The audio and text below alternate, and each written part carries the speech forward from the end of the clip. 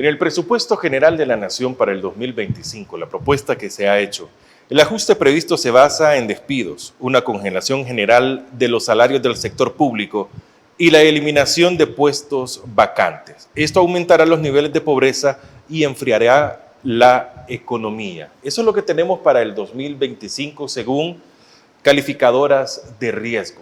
Pero en el país se nos sigue vendiendo la idea de que es un presupuesto completamente financiado y que vamos a tener quizá uno de los mejores años fiscales. ¿Usted cree en las propuestas que hace el ministro de Hacienda y previamente lo había hecho el presidente de la República? No sé.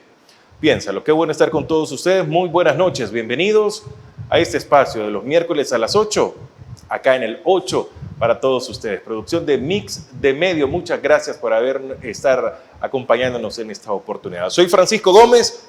Está conmigo hoy el economista, reconocido César Villalona. César, ¿cómo está? Muy buenas noches, bienvenido. Bien, ¿qué tal, Francisco? Gracias por la invitación a tu programa. Bueno, para nosotros, como siempre, es un gusto que alguien conocedor de la materia nos acompañe en esta oportunidad. César, quiero ir directo al grano. Ya hemos hablado en alguna oportunidad, ya sea acá o en la radio, en 106.9fmradio.net, del presupuesto general de la Nación, la propuesta que se ha hecho, o el proyecto de presupuesto para el 2025, donde lo que más atrae es de que es un presupuesto que no va a adquirir deuda, no va a necesitar tener préstamos para que este sea viable, pero se congela el escalafón para educación, para salud, hay despidos, hay recorte para la gran mayoría de instituciones del gobierno, a excepción del Ministerio de la Defensa Nacional, al igual que de CAPRES no se tiene, pero se conocen nuevas figuras como el Hospital Chivo Pets, que era un hospital para mascotas, o que es un hospital para mascotas financiado con las ganancias del Bitcoin.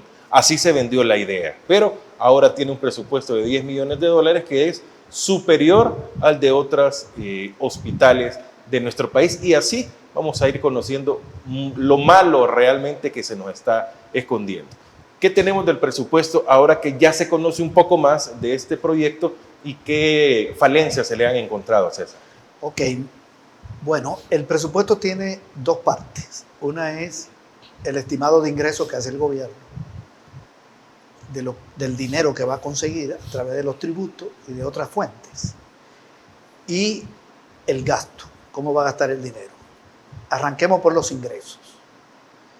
El gobierno pretende conseguir $9.663 millones, que es el monto del presupuesto, pero de ese dinero el 87% provendría de los tributos y de otras fuentes internas, y un 13% de deuda. Es decir, que el presupuesto va a ser financiado en un 13% con endeudamiento. Son $1.226 millones. De manera que no es real que no tendrá deuda. Lo que dijo el presidente Bukele hace creo que más de un mes antes de presentar este proyecto, es que no iba a haber préstamo para gastos corrientes. Eso fue lo que él dijo. No es lo mismo que no vamos a adquirir. Para el presupuesto, porque el presupuesto se compone de tres gastos. Uno es el corriente, que es el 70%. Otro es el de capital, que son obras, construcciones, y otro es la amortización de la deuda. No los intereses, porque los intereses son gastos corrientes. Pongámoslo en una casa, el gasto de una casa, de una familia. ¿Cuáles son los gastos corrientes? La energía eléctrica, el agua potable, los alimentos, el pago de la vivienda. Ok, lo de consumo. ¿Cuál es el gasto de capital? Si en esa casa le hacen una reparación a la vivienda, digamos, le construyen una segunda planta, la pintan, le ponen una verja nueva, esa es obra, eso se llama gasto de capital. Y el otro gasto es amortización de la deuda, si esa familia le va a pagar un préstamo que le debe a un vecino, le debe $200 y se lo va a dar todo, la amortización, y ahí lo termina. Entonces son tres gastos. El presupuesto no es gasto corriente, es gasto corriente, gasto de capital y amortización de la deuda. En el caso del Estado, el gasto de capital, además de las obras, incluye lo que le dan a la DON. lo que va Sí. para la DOM. Y hay otro gasto ahí que se llama recursos humanos, que es muy poquito, formar el recurso humano. Bien, entonces, los ingresos corrientes, que son los que provienen de los impuestos, de los tributos, no alcanzan para financiar el presupuesto. Alcanzan para financiar el gasto corriente, pero no todo el presupuesto. Y por eso hay deuda. Entonces, ¿de dónde va a provenir el endeudamiento? De préstamos ya aprobados. En el documento aparece que habrá desembolso de préstamos de 37 préstamos. Desembolso de 37 préstamos. Que van a sumar esos desembolsos 1.226 millones. Bien, ¿cómo es esto de que hay préstamos aprobados? Es que cuando se aprueba un préstamo, depende de su tamaño, pero por lo general se ejecuta en varios años. Por ejemplo, si al gobierno le aprobaron un préstamo para reparar vivienda hace 3 años de 100 millones de dólares, eso no quiere decir que se ejecutó hace 3 años, sino que una parte se desembolsó en el primer año, otra va al segundo año, otra al tercero y puede haber hasta un cuarto año. Se van haciendo desembolsos. Entonces, estos 37 préstamos ya están aprobados. Algunos son de este año, otros del año pasado, otros del año antepasado, otros del 20, otros del 21. Y tocan desembolsos en el 25. Y esos desembolsos se les suman a la deuda. Ok, entonces está necesitado de deuda y va a tener deuda. Esto es lo primero que hay que señalar. Bukele quiso vender la idea de que no se iba a endeudar. Pero hay otra cosa con respecto a los ingresos. Hay otra deuda que ya la adquirieron. Hay un préstamo de la Corporación Andina de Fomento de más de 400 millones de dólares que se la van a incorporar al presupuesto ya cuando comience la ejecución, que es para cables subterráneos y otras obras. De manera que a esto súmale más de 400, a esta cifra de 1.226. Y lo otro es que los ingresos están inflados. Los ingresos ya de los tributos están inflados. Hay un ingreso que se llama financiero y lo ponen como no clasificado por 342 millones de dólares. No te desglosan en qué consiste. Esa es una cifra muy alta. Y lo otro es que están calculando que van a recaudar un 11% más que este año por el turismo, por las remesas y por el sector construcción. Pero resulta que el sector construcción está en crisis. Este año llevó una caída de más de 15% en los primeros 6 meses del año. César, te quiero comprender algo. Si el sector construcción está en crisis por cerca de 15%, como usted lo menciona, pero vemos, no sé si a eso se compara, la construcción y construcción de proyectos habitacionales, no sé si importa si son de beneficio, del Fondo Social para la Vivienda, digamos, para la población de menos recursos o más altos, pero eso se ve que continúa en expansión, Sí. pero está abajo. Sí, y hay obras que hace el Estado, porque todos los gobiernos hacen una carretera, Sí. hacen bacheo, todos. Decir que la producción de maíz está en crisis no es que desaparezca, es que produce menos que el año anterior. O la producción de arroz. Tú tienes una producción en un año y el año que viene disminuye, pero no es que no haya producción. Entonces se compara las inversiones en el sector construcción con la del año pasado. Entonces hay una caída, pero no es cero, sino que una caída. Pero sigue habiendo una que otra obra. Este año le pusieron en el presupuesto 1.300 millones para obras y construcciones. Y en los primeros 6 meses ejecutaron 99. Esa es la información de Hacienda. Entonces se han invertido 99 millones. Uno puede estar viendo que están con el viaducto de los Chorros, siguen por ahí, pero es una caída con respecto al periodo anterior. Y el año que viene no le va a ir bien. Incluso al Ministerio de Vivienda le quitan dinero, ya lo vamos a ver, y le quitan 16 millones de obras públicas. Entonces están contando con un sector que no se sabe si se va a dinamizar.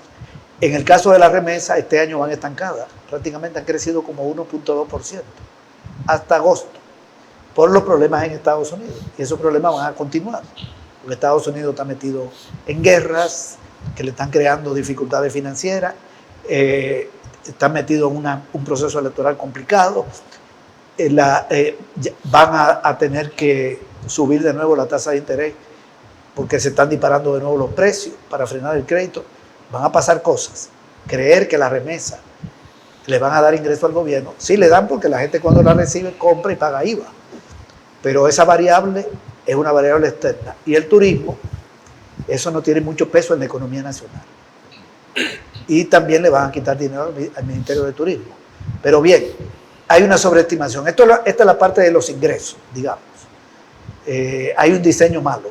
Pero lo peor para mí es lo de los gastos. Si gusta, la vemos después de la pausa.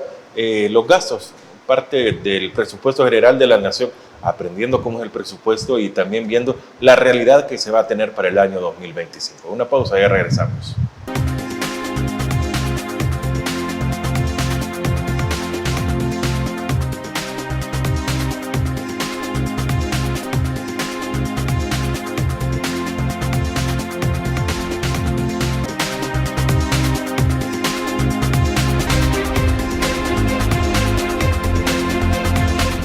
Gracias por continuar con nosotros. Estamos en No sé, piénsalo, miércoles 8 de la noche acá en el 8. Nos puede buscar en redes sociales de Agape TV, Canal 8, Mix de Medio en la producción y por supuesto también en 106.9 FM Radio. Está con nosotros César Villalón. Estamos hablando del presupuesto general de la nación, del proyecto del presupuesto para el 2025. Ya conocimos de 3 partes, 2. Ahora faltan los gastos, César. Sí, por el lado del gasto. ¿Qué va a hacer el gobierno con ese dinero? Tiene gastos e inversiones. En el gobierno hay 16 ministerios. A 14 le recortan dinero de los 16. Solo hay 2 a los que le aumentan, que son el de Defensa, que tiene un aumento de 53 millones, y el Ministerio de Hacienda, que le hace un aumento no muy grande. Todo lo demás es recorte. Pero también le van a recortar a las 2 procuradurías, la de Defensa de los Derechos Humanos y la General de la República, a la Fiscalía, más de 60 millones, al Tribunal de Ética, al Consejo Nacional de la Judicatura y al Instituto de Desarrollo de la Mujer, a ANDA, entre otras instituciones. El recorte de todos esos ministerios de estas instituciones da 456 millones de dólares. Vamos a agarrar ahora algunos ministerios, porque no lo podemos explicar todo. El Ministerio de Educación. Aquí le recortan 4 millones a un proyecto que se llama Desarrollo al Sistema Educativo. Ese es un proyecto del ministerio que consiste en procurar que los niños, jóvenes y adultos, aquí lo tengo, reciban educación de calidad y que haya acceso. O sea, ¿qué persigue este proyecto que está en el ministerio? Más acceso, que haya más gente estudiando y más calidad educativa, pues le recortan 4 millones. A la educación de parvularia le recortan 7 millones, a la básica 20 millones y a la media 8 millones. Todos los niveles hay recortes. A la Universidad de El Salvador le dejan 126 millones, igual que este año, pero le deben 48, según la última declaración que dio el rector, la última que yo escuché. Y ya se sabe que no lo dan. En el 2022 le ofrecieron 4 sedes y no construyeron ninguna. En el 2023 le ofrecieron 2 sedes y no construyeron ninguna. Y lo que hay es una utilización de la universidad. Pero no hay aumento. Hay un programa muy publicitado por el gobierno que se llama Crecer y Aprender Juntos, que es para un modelo de desarrollo educativo para niños de 0 a 1 año. Pues le recortan 25 millones. A la infraestructura escolar le recortan 36 millones. Al proyecto del Mozote, un proyecto que era para becas y mejorar el centro educativo, ese proyecto lo eliminan, desaparece. Ese es un proyecto que surgió de un fallo de la Corte Suprema de Justicia para resarcir a esa población por la masacre que hubo ahí, que cometió el batallón Atlacán durante la guerra. Se va el proyecto del Mozote. Y hay recorte de salario por 36 millones. Y hay un recorte de casi 800 plazas. ¿Qué es lo que hay en educación entonces? Menos en todos los niveles, incluyendo el universitario, menos empleo, menos gastos de salario y recorte a infraestructura y recorte a 2 programas importantes y eliminación del Mozote. Terrible. ¿Qué va a pasar con la educación? El de salud, a este le recortan 155 millones de dólares al ministerio. Le recortan, bueno, quería decir, volviendo a educación, que no hay aumento salarial, es decir, que vuelven a violar la ley del escalafón. a los docentes, no a los docentes, al personal del ministerio, hay que subirle los salarios cada 3 años, por ley. El último aumento debieron hacérselo en el 2023, porque se hizo en el 20, el anterior. No lo subieron, estamos en el 24, no hay aumento, y el año que viene no hay aumento. Sino recorte de salario y despido. O sea, siguen violando la ley. En salud, recorte de 8 millones en los salarios, pero además no habrá escalafón, que este es un aumento anual, el del escalafón. Ha dicho el ministro de Hacienda que lo están revisando, que ese escalafón genera desigualdad, porque los que tienen más salario le suben más que los que tienen menos. Bueno, pero Bukele tiene 5 años gobernando y 3 meses de su segundo mandato, que es de facto. ¿Y por qué en 5 años no hicieron un estudio para modificar la ley? Y lo que hacen es violar el escalafón.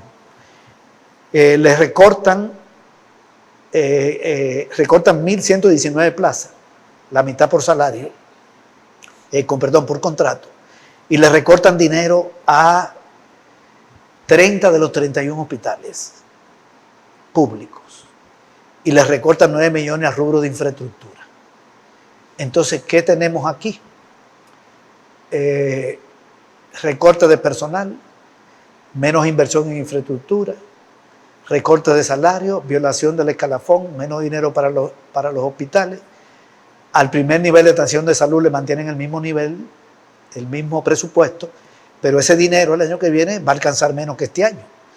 Si tú este año tenías un salario de $500 y el año que viene lo tiene igual, va a comprar menos con esos 500 que lo que compraba este año, porque siempre hay un proceso inflacionario. De manera que en términos reales va a haber menos recursos para el primer nivel de atención de salud. Y a 30 hospitales, decía, le recortan $54 millones. Pero hay un hospital al que le aumentan el dinero. Solo uno de los 31. Le aumenta 27 millones, el de El Salvador. ¿Qué pretende hacer el gobierno ahí? ¿Traer especialistas y darle salario de $40,000, $50,000? No un comentario económico, sino que un comentario de la realidad nacional. Le aumentan el presupuesto al Hospital El Salvador, hospital donde usted no puede llegar sin referencia, hospital donde no se puede llegar a visitar a ningún enfermo. Entonces, ¿qué es lo que esconden? ¿Qué es lo que van a mejorar si nadie puede entrar ahí? Tal vez lo que quiera Bukele es decir, bueno, ahí tenemos 10 especialistas de lujo en el hospital creado por mi gobierno. Yo no creo que esos especialistas vayan a venir aquí, pero a lo mejor traen 5, 6 o 7, no sé. Pero le están aumentando a ese, pero le están quitando a todos los demás, a Rosales, al de la mujer, a todo, a 30 hospitales, por un monto de $54 millones. Y le han asignado a este hospital, que es para mascotas, $10 millones. 14 hospitales de los 31 del país reciben menos de $10 millones. 14.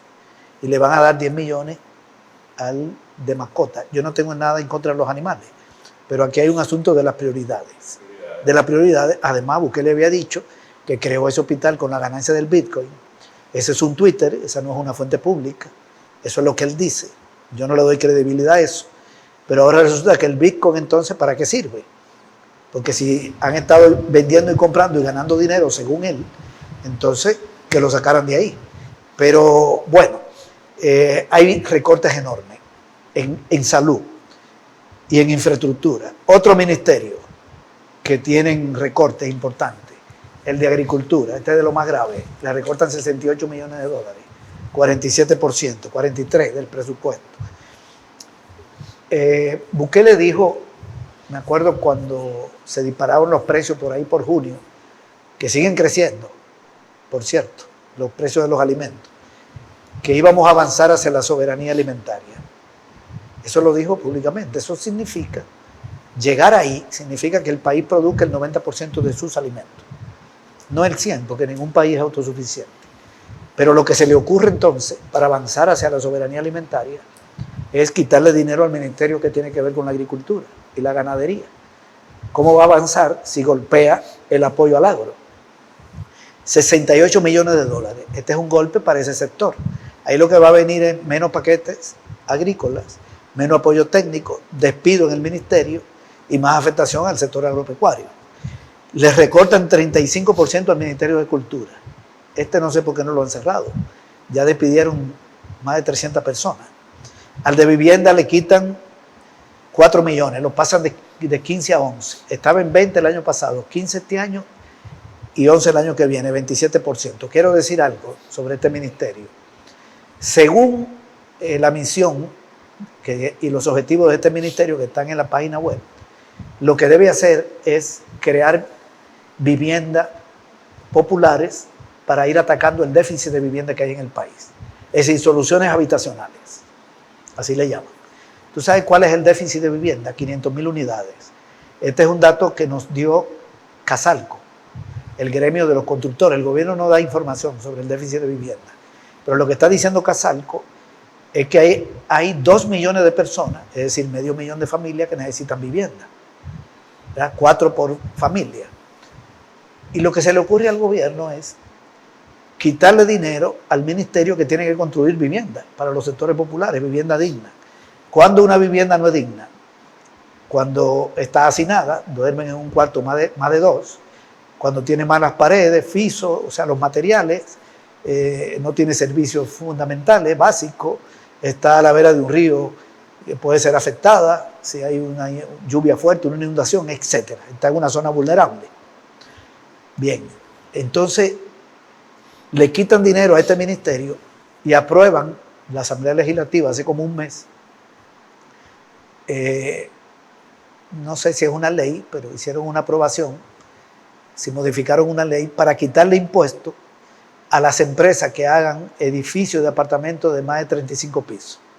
Es decir, una torre en Santa Elena, ¿verdad? 35 pisos de apartamento, la empresa que lo hace se gana $40 millones, de eso debería pagar más o menos 12, no va a pagar ninguno. ¿Y quién va a comprar esos apartamentos? Una torre de 35 pisos. ¿Por qué no la van a hacer en un barrio popular? Esa la van a hacer en una zona de ricos, de sectores medios adinerados, de millonarios. Ahí lo que va a llegar un rico es a comprar un apartamento para después venderlo, para especular. Pero además, ni siquiera eso va a funcionar, porque ¿quién va a demandar esos apartamentos en un país donde el consumo está restringido? Eso sirve para lavar dinero proveniente de fuentes ilícitas. Hacen la torre y venden la mitad. ¿Y esta gente que necesita vivienda puede comprar esos apartamentos? No, porque una cosa es tener una necesidad de vivienda y otra cosa es poder demandar una vivienda. Para demandarla, es decir, para poder comprarla, hay que tener un ingreso en el país, si es del sector privado, de más de $3.000 según Casalco. Entonces, una persona que tiene una vivienda no digna es una persona o una familia de bajo ingreso y no demanda esos apartamentos. Ok, entonces aquí se va a afectar más el tema de la vivienda. A turismo le quitan 21% del presupuesto. Y el gobierno dice que esa es una apuesta. Al medio ambiente 20%, al desarrollo local 7% y a obras públicas le quitan 12 millones. A ANDA le quitan más de 1 millón. Permítame. Y para cerrar, ¿sí? La inversión en activos fijos, obras y construcciones la reducen en 154 millones. Te quiero después hacer un resumen de todas las implicaciones. Perfecto. Vamos a hacer una pausa para, como menciona César, hacer un resumen y cuáles son las consecuencias realmente que se va a tener a nivel país. Hacemos una pausa y ya regresamos.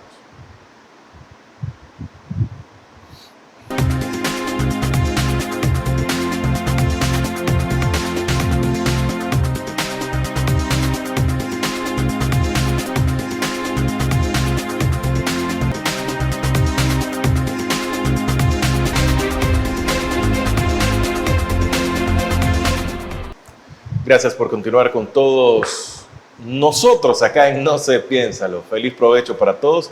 Este programa es para que usted amplíe el panorama y que también podamos abrir los ojos. Ya es tiempo que los abramos. César Villalona, hablamos del presupuesto. Ahora hacemos un resumen. Un resumen. ¿En qué consiste el presupuesto? Inflar gasto. Inflar ingresos posibles. Más deuda, 1.226 millones, más lo que estén aprobando ya de este año que va a entrar para el año que viene. Ok. Recorte de personal. Son 11.000 plazas que cierran. Yo mencioné la de salud y la educación, que llegan casi a 2.000, pero son 11.000. Desempleo. Segundo, violación de 2 escalafones, el de salud y educación, golpe a los salarios. Tercero, deterioro de la salud, menos apoyo a la salud. 4, menos apoyo a la educación. 5, menos apoyo a el desarrollo local. Más problemas de vivienda. 6, más problemas ambientales, porque le recortan al Ministerio del Medio Ambiente. Y le recortan a Obras Públicas, que también hace algunas obras de conservación. Tiene tareas relacionadas con el tema ambiental. 8, menos inversión en infraestructura, en los ministerios y a nivel general, porque hay un recorte de 154 millones. 9, menos apoyo a la agricultura. Este es otro problema. 10, caída del consumo y cierta contracción de la demanda. Por lo tanto, no contribuye al crecimiento económico. Y ¿cuáles son las prioridades? Porque estos son los golpes. Pero ¿dónde están las prioridades? Lo que el gobierno quiere. El gobierno quiere solo 3 cosas con este presupuesto. Solo prioriza 3 aspectos. 1, el gasto militar. 53 millones de dólares más al Ministerio de Defensa. Y 54 millones de dólares menos a 30 hospitales. Solo con esa comparación, salud, gasto militar, es suficiente. ¿Por qué tanto dinero a la Fuerza Armada? Si la labor de orden público la tiene el Ministerio de Seguridad, al que le recortan, por cierto, 46 millones al Ministerio de Seguridad. Ok, entonces el gasto militar es una prioridad. El segundo gasto, que es una prioridad, es el de la oficina de la presidencia. Le suben 16 millones al presupuesto de la presidencia, 13%. Y dentro de la oficina de la presidencia hay 2 estructuras relacionadas con la propaganda. La oficina de prensa y la de comunicaciones. A las 2 juntas, cuando tú sumas el presupuesto de las 2 de este año y lo comparas con el del año que viene, le suben 43%. Es decir, el presupuesto es gasto militar y propaganda. 2 instrumentos contra la población. La propaganda es para enredar la cabeza de la gente, para que siga apoyando al gobierno. Y el gasto militar es la amenaza. No te olvides que el 15 de septiembre, cuando Bukele vio esa marcha,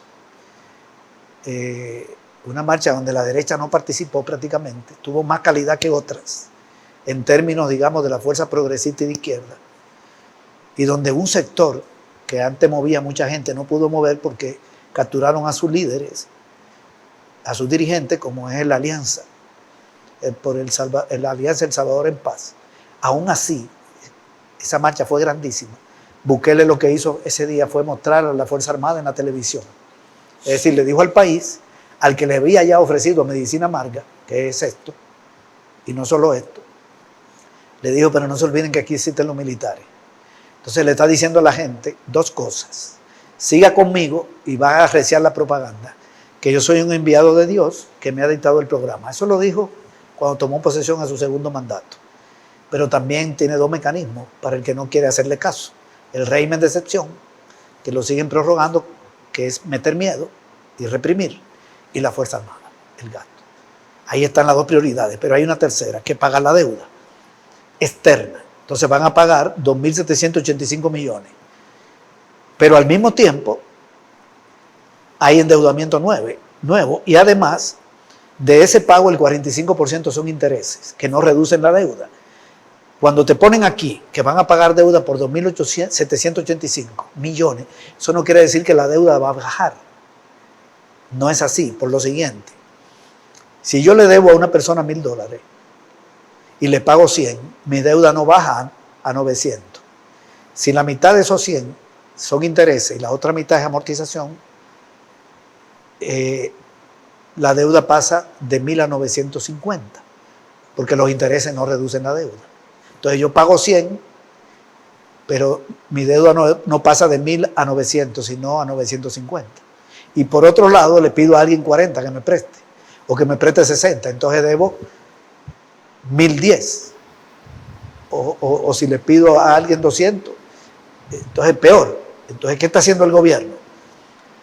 Diseña un presupuesto donde paga 2.785, 150.000 y pico de millones, 1.500 y pico de millones de eso son intereses que superan el presupuesto de salud. Entonces la deuda se reduce, pero no en tanto, no en esa cantidad, que por cierto ese pago es 640 millones más que este año, pago de la deuda. Pero al mismo tiempo se sigue endeudando con los desembolsos de préstamo y con la nueva deuda que está adquiriendo. De manera que el presupuesto no va a implicar que el año que viene no aumente la deuda. Ellos van a seguir agarrando dinero de las AFP y buscando recursos de endeudamiento. Entonces este es un presupuesto muy negativo en la parte social, incluyendo la parte ambiental, ¿verdad? Que no sé si la mencioné, el tema del medio ambiente también se va a ver afectado. No. En las áreas sociales, salud, educación, y que va a ser una herramienta que no va a contribuir al crecimiento de la economía, sino al agravamiento de los programas sociales. Porque lo que hay es despido y menos apoyo en lo social, y debe aumentar la pobreza el año que viene si se aprueba este presupuesto. En un contexto internacional que no es bueno, porque estamos insertos en una economía mundial donde las cosas no andan bien. Hay 7 guerras en este momento, donde está metido ¿Y eso Estados realmente realmente afecta a la economía de El Salvador? Sí, porque los conflictos internacionales provocan alza del precio del petróleo. Imagínate el conflicto que hay en el Medio Oriente. Si cierran el estrecho de Hormuz, el conflicto de Irán con Israel, se va a disparar el precio del petróleo. Eso es algo que no se sabe. Y eso significa que aquí todo se pone caro, porque se encarecen los insumos agrícolas, que son derivados, los derivados del petróleo, la energía, todo. Esos conflictos internacionales afectan también a la economía donde el país, a donde El Salvador está más vinculado, que es Estados Unidos. De ahí vienen las remesas, ahí se vende, ahí se compra. Entonces hay mucha inestabilidad a nivel internacional y la economía mundial no está creciendo. No está creciendo en un nivel adecuado. Los países que están en expansión siguen siendo la India y China, que tienen crecimiento de 6%, 5%. Europa está estancada y Estados Unidos con un bajo crecimiento. Incluso la proyección de crecimiento de la CEPAL para América Latina para el año que viene es menor. Y la del Fondo Monetario para El Salvador es menor. Está hablando de 2,7, cuando este gobierno está hablando de 3. Entonces, en ese contexto, un presupuesto contractivo que le recorta lo social, que despide gente, que congela salarios, no contribuye a mejorar las condiciones de vida, a expandir la demanda, a crear condiciones para la inversión. No se ve bien. El año que viene va a ser peor que este, y este va muy mal. Okay. Vamos a hacer una nueva pausa. No veo una luz muy clara al final del túnel. Hacemos una pausa, ya regresamos.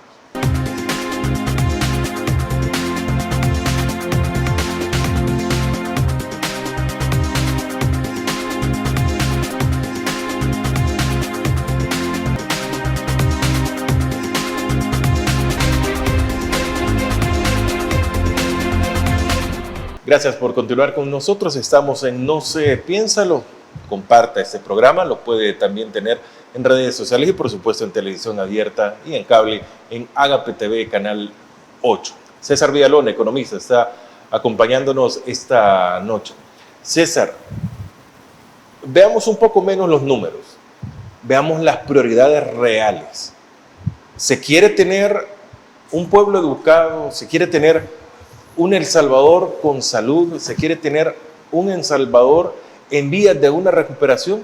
Únicamente una carrera armamentista, que es la que estamos viendo, que es la que se está priorizando, porque lo estamos viendo con los números, que es al que se le aumenta únicamente en el presupuesto, César. Sí, aquí no hay prioridad por el lado de lo social. Por cierto, en el caso de la salud, las enfermedades prevenibles han estado aumentando. El presupuesto del primer nivel de atención de salud, que es un nivel que procura que nos enfermemos lo menos posible, atención. Siempre nos vamos a enfermar, pero la idea de la salud es que tengamos la menor cantidad de posibilidades de enfermarnos. El presupuesto de ese nivel, el de este año 2024, es el mismo del año 2019. Imagínate cómo estamos. Y el año que viene lo van a mantener igual, pero las necesidades 6 años después no son las mismas, ¿verdad? Y aquí tenemos que hay brotes de dengue. Yo recuerdo que salió una información de que el dengue este año se llegó a niveles de dengue del año 1980. ¿Y cómo estaba el país en 1980? Imagínate, entrando en una guerra. Las enfermedades prevenibles están creciendo, hay escasez de medicina en los hospitales, los medicamentos están carísimos. La relación de especialistas por personas aseguradas ha disminuido. Han despedido y han renunciado especialistas de muchos hospitales. Van a reducir plazas. Entonces se van a empeorar los problemas de salud. Eso es evidente. Las personas que más se enferman, por cierto, son mujeres. Ahí hay una afectación. Y por cierto, al ISDEMO le quitan dinero. Es decir, que también hay recorte de apoyo para las mujeres. Aunque el ISDEMO no trabaja fundamentalmente en salud, pero digamos es una institución vinculada a apoyar a las mujeres. De educación ni hablemos. La tasa de analfabetismo que dejó el último gobierno del Frente, ahí está en la encuesta de Bares, estaba como en 9.6. Para darnos a entender mejor, de cada 1.000 personas,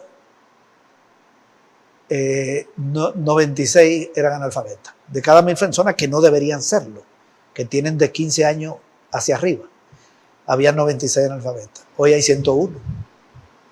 Según el último informe que salió, un documento que hizo, creo que fue el UNFA, y lo publicó el gobierno, firmado por el vicepresidente Ulloa. Está en 10.1. O sea, tenemos una tasa de analfabetismo mayor. Alguien diría, es poquito lo que ha subido. Sí, pero ha subido. Sí. La lógica es que disminuya. La escolaridad promedio es la misma. ¿Cuántas escuelas prometió reparar este gobierno? 5.000. 5.000. 1.000 por año. Bueno, reparó 60. Es el dato que yo conozco.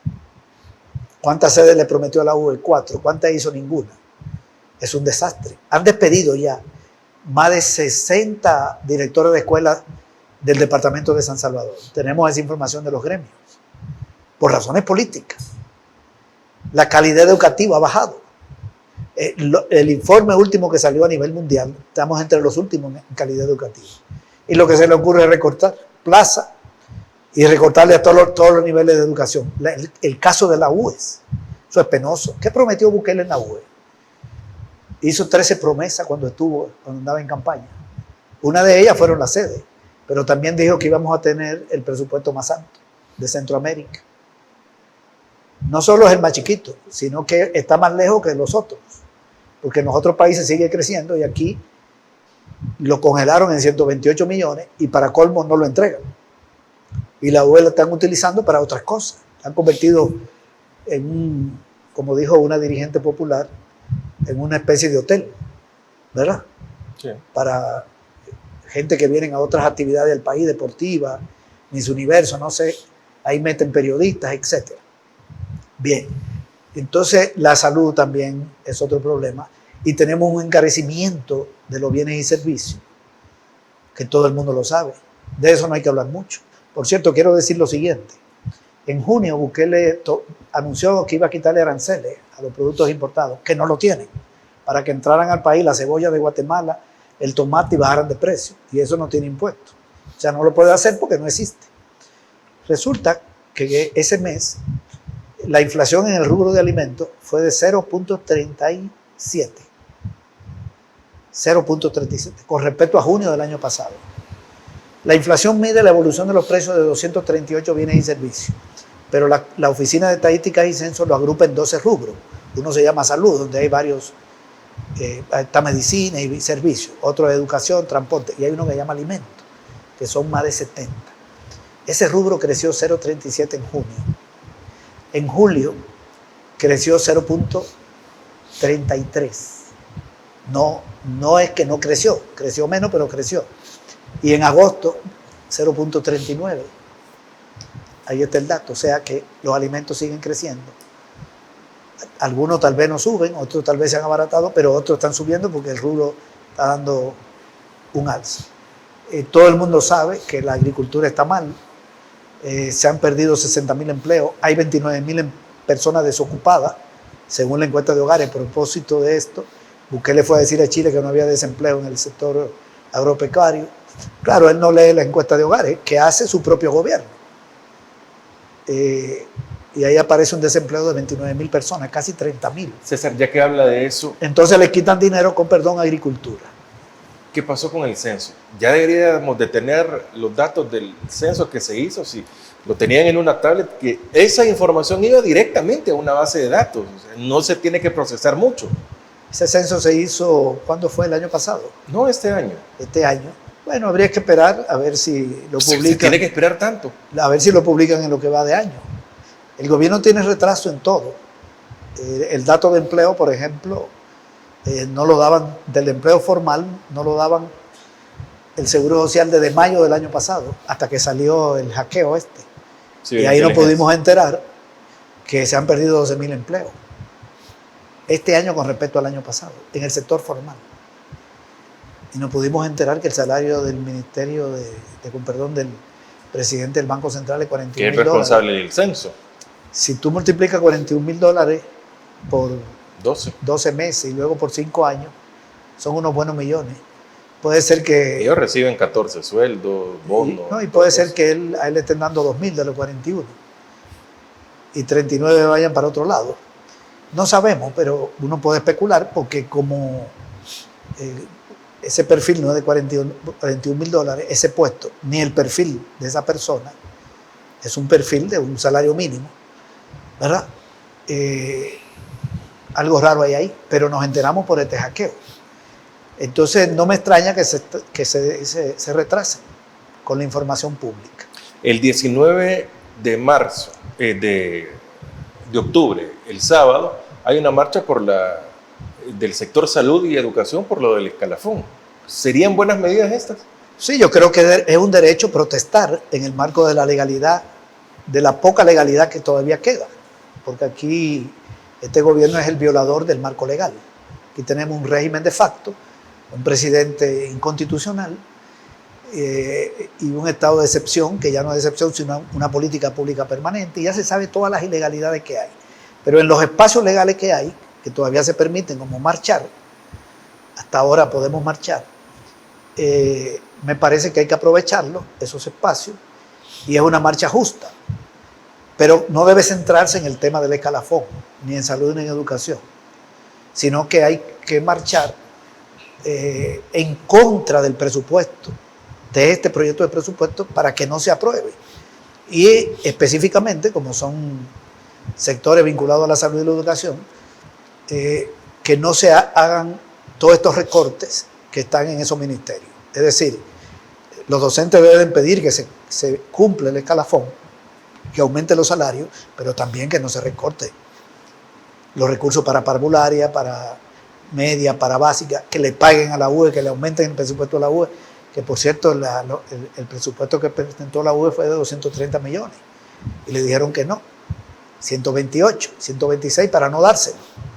Entonces debe ser más amplia. En salud también, que no se limite a la demanda justa de que se aumente el salario, porque hay una ley, la ley del escalafón, sino que no se le recorte a los hospitales, sino que se le aumente a los hospitales. Y que ese aumento a la Fuerza Armada no se dé, que el presupuesto de la Fuerza Armada quede igual y que esos 53 millones vayan para los hospitales.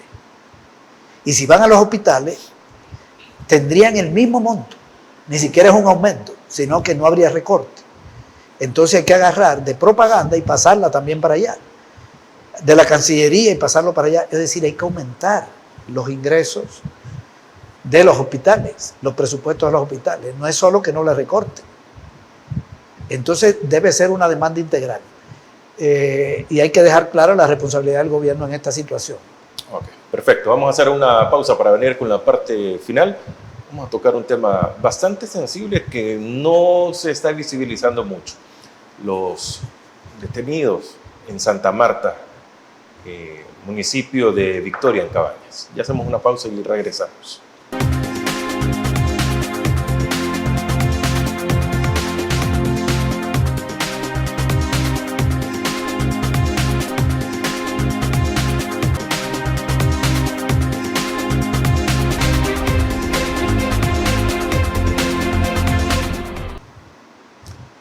Estamos en la parte final de No sé, piénsalo, miércoles 8 de la noche en Agape TV, Canal 8. Hay presos en Santa Marta, no se esclarece este tema. Lógicamente es un tema político y es un mensaje a muchas organizaciones. César. Sí, el caso de Santa Marta es un caso más de arbitrariedad aquí de la Fiscalía y el órgano judicial. Son presos políticos. Hay una acusación que no ha sido probada por la Fiscalía. La Fiscalía pidió en agosto del año pasado que le dieran 6 meses para presentarla afuera. La prueba, buscaron un testigo que se contradijo, no hay pruebas. Ya han pasado 14 meses y no ha podido presentar las pruebas de la acusación, pero sigue pidiendo cárcel de no sé cuántos años, y hay mucha presión hacia los 3 jueces y juezas que van a tomar la decisión. Tengo entendido que son 3. Mucha presión de la Fiscalía y posiblemente hasta de la Presidencia de la República, no sabemos. Pero es un tema político. Son líderes sociales que lucharon por la defensa todo este tiempo del medio ambiente, en contra de la minería, y el gobierno quiere sentar un precedente. Porque además, ese precedente tiene que ver con la posibilidad de capturar a cualquier persona que perteneció al FMLN durante la guerra, que fue guerrillero o guerrillera, ¿verdad? Porque ahí están atacando por ese lado. Bien, es un caso de apresamiento político y si hay un fallo condenatorio es injusto. Pero este es el otro tema de Landa Verde y las otras personas del Ministerio de Seguridad, Azocambio. Ahí tampoco han probado nada. Está claro que los recursos de los familiares de Azocambio que aportan a Azocambio utilizaron para agua, para enfermeras, servicios médicos. No hay nada. Incluso han ido cambiando la acusación y no tiene ninguna prueba la Fiscalía. Y ahí viene otro fallo. Entonces estamos en una situación donde pueden haber 2 sentencias condenatorias injustas, violatorias de los derechos humanos de esas personas. La sociedad debe pronunciarse. Hay mucha presión de las organizaciones populares y presión internacional para que no se cometa otra injusticia. Aquí hay muchos presos políticos, presas políticas, hay mucha persecución. Aquí hay mucha gente en el exilio que se ha ido por persecución política. Eso es lo que tenemos. Un régimen represivo, sustentado en la ilegalidad. Parte del poder del régimen es la violación permanente al marco legal. La ilegalidad es parte de su sustento. Okay. César, quiero agradecerle que nos haya acompañado en esta noche en Agape TV Canal 8. Gracias a ti. Bueno, a ustedes, muchas gracias por habernos acompañado. Nosotros tenemos que apoyar y tenemos que tener empatía con todas las necesidades que tienen los salvadoreños. A mí no me afecta probablemente el escalafón de salud o de educación, pero es que no significa solamente eso, sino que el desmejoramiento de todo el sistema de salud y el sistema educativo. Pero si nos vamos más a fondo en el presupuesto, realmente todo está mal en el país. Gracias por habernos acompañado en No sé, piénsalo. Próximo miércoles 8 de la noche. Soy Francisco Gómez. Buenas noches.